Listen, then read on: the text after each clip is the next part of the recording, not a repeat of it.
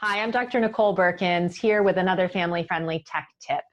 Have you watched The Social Dilemma on Netflix yet? It's a documentary that raises awareness about the dangers of social media and social networking for all humans, kids and adults. And in it, technology experts, many of whom were instrumental in developing the platforms like Facebook, Twitter, Google, all of those kinds of things that we use day in and day out, they speak candidly about the very real problems that these social media sites are causing in people, and also share their fears about what's going to happen to humanity if our relationship with technology, and particularly with these social media kinds of platforms, doesn't change. Another part of the film is that it follows a family with three preteen, teenage, young adult children through parts of their day, showing how social media impacts the kids, their relationships, and their mental health. I watched The Social Dilemma recently with my family, including my kids who are between the ages of 14 and 20. And I highly recommend that families with children in probably the middle school and up age range watch it together as well. Here were some of the key takeaways for me. The first is that these tech experts do not allow their kids to use these platforms or to have much time on electronics at all. They are really aware of the dangers and concerned enough about it to not expose their own children, which says a lot to me. The second takeaway is that these platforms are way more addictive than we realize. And even as a professional who talks a lot about this, the film really helped me to better understand the addictive nature of them and how they really tap into those parts of our brain that keep us coming back for more and more and more, and that they're designed to be that way. They capitalize on our fear of missing out, on our interest in novelty, our desire to avoid boredom or anxiety or other uncomfortable feelings. And they do that by providing a constant flow of updated content, notifications, things like that, that keep us coming back for more, even when we know that we have better things to do with our time. As one of the experts in the film said, he knows full well that these platforms are designed to keep him addicted and coming back. And he still really, really struggled with pulling away and not constantly checking his devices and his feeds and things like that.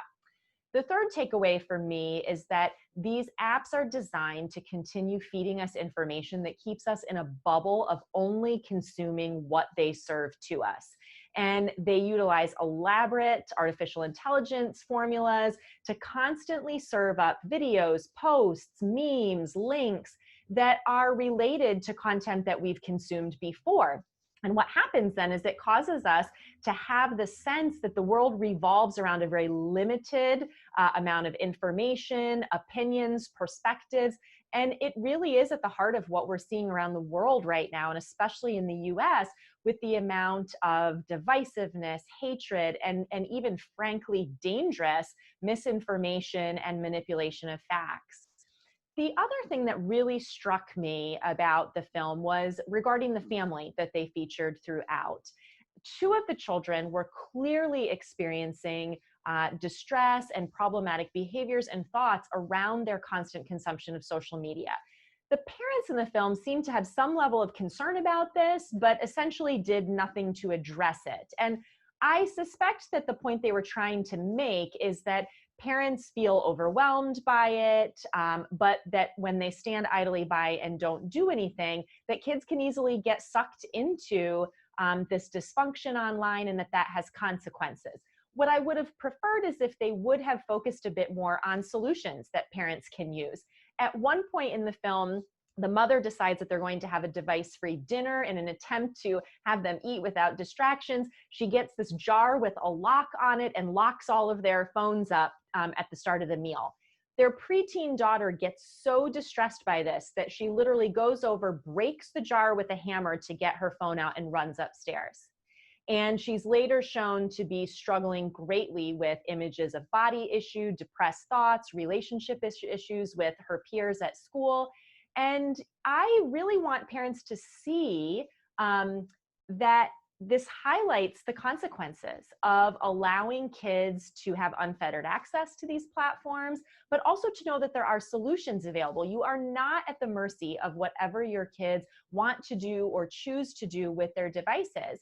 this raises the really important point that as parents, we need to be in a certain amount of control over what happens with these devices when we have minor children living in our home. So a few things that I would offer to parents is to utilize the screen time and parental control features that come installed on devices. That was a point that was not made in the film, but I think really would have been a good point for them to make, that despite all of the dangers and those things, there have been efforts on the part of device manufacturers and app developers to include more options for parents to have some oversight and control, and we need to be using those.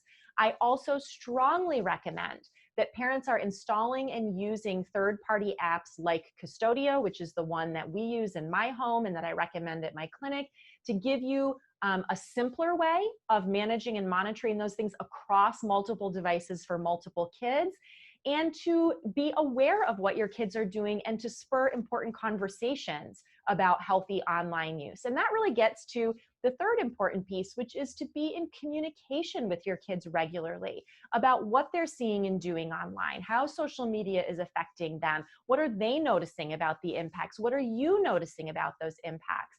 And in having that communication, you can work together to mitigate problems, to come up with solutions to the issues that they're having. The other piece is to not just give up and assume that once you give your child one of these devices, this is just the way that it is and it's going to be a problem. I really encourage you to watch the film and become aware of the risks and the harm that's being done, but then take clear, responsible action on a consistent basis to help your kids learn how to utilize tech in a healthy way, because that's the reality. We're living in a tech-focused world, and we need to help our kids find healthy ways to engage. So not controlling in a way that takes away device use or is unrealistic with that, but says, let's learn how to instill habits to live in healthy ways so that we are using technology. Technology is not using us.